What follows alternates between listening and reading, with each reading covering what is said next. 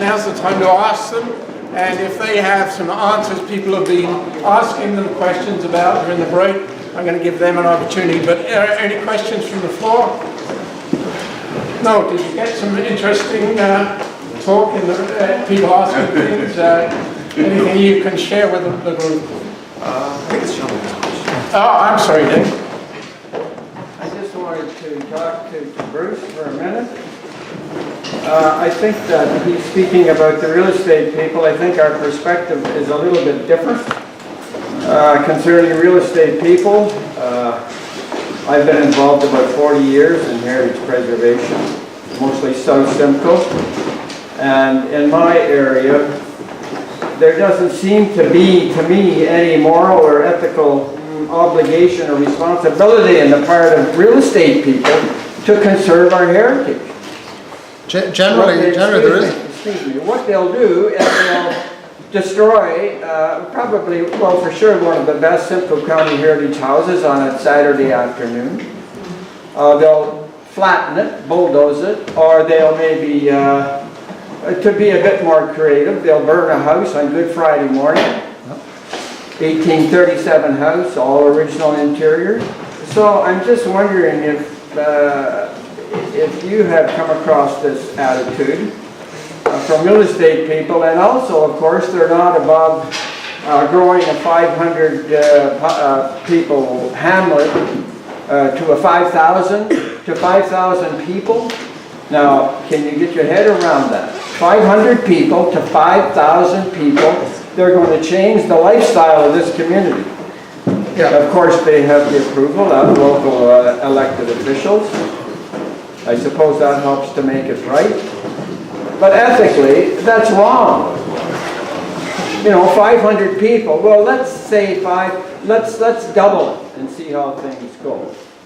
No, 5,000. So I guess we've had different experiences, and I guess I'm just wondering what can be done about this. As a matter of fact, I have written real estate companies asking them about their ethics regarding heritage preservation. No reply.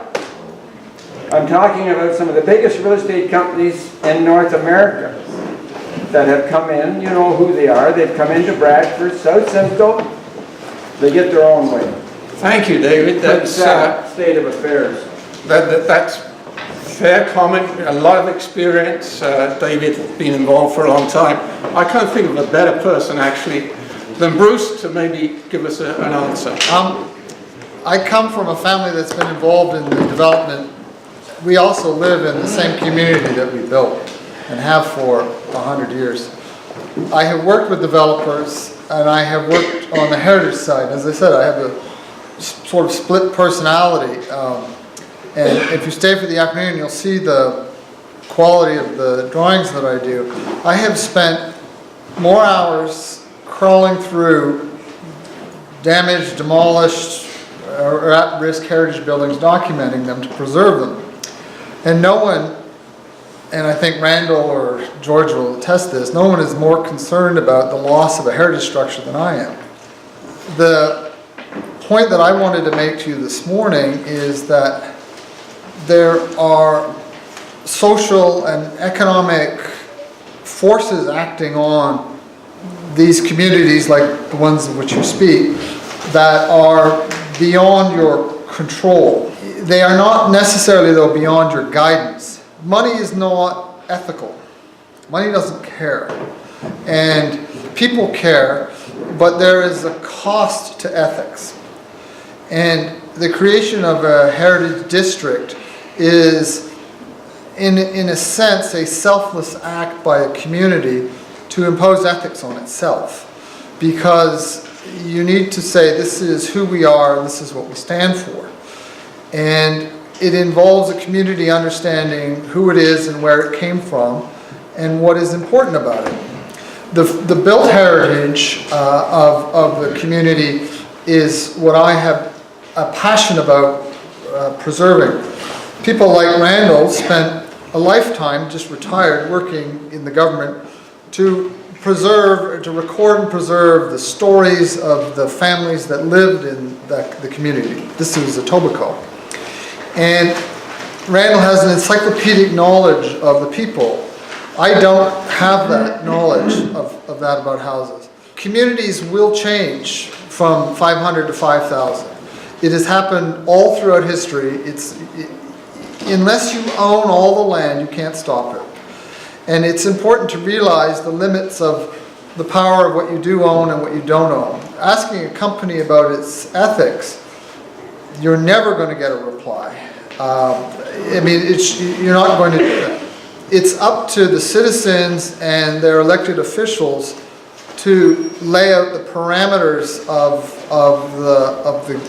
the game. But there's a huge swath of the province, you know, in the Oak Ridges Moraine that has been protected for the time being, but there are developers that are still trying to work within that. An old friend of mine that I was at school with as a kid, Angelo Paletta International, is a master at having planners and lawyers get him permission to build in some of the most protected and pristine parts of the Niagara Escarpment. He doesn't care. And it's important to realize these developers are extraordinarily sophisticated, extraordinarily well-funded, and they have very, very sophisticated people. And I can't change that. You can't change that. The only thing you can do is prepare yourself to deal with this. But there's a demographic pressure, there's an economic pressure.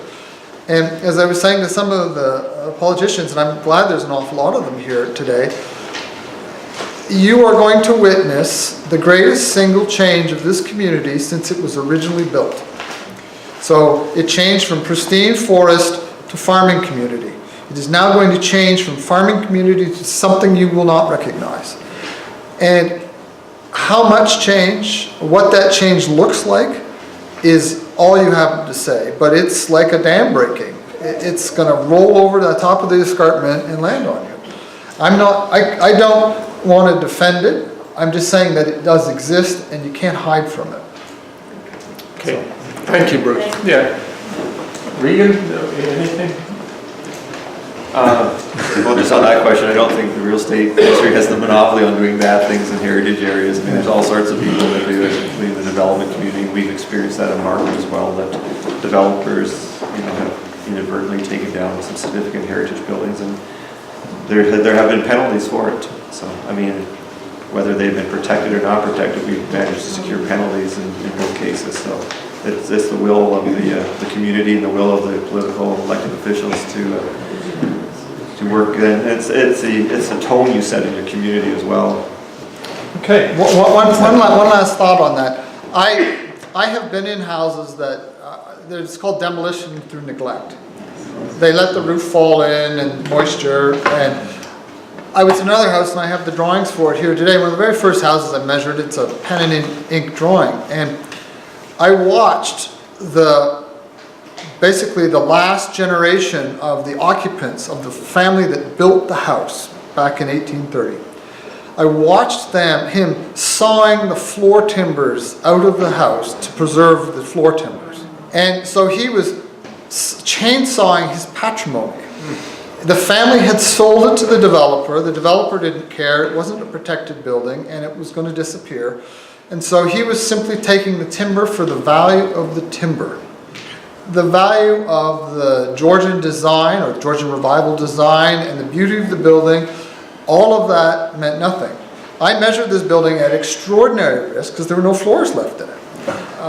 And I have what I think are exceptionally beautiful drawings, but what I have is the only thing that's left that's known about that building from the time it was built. There are no original plans, there were no photographs, and the drawings I have are the only preserved knowledge of that structure. But when you watch somebody saw apart the house their great whatever grandfather built, it's heartbreaking. Yeah. Thank you.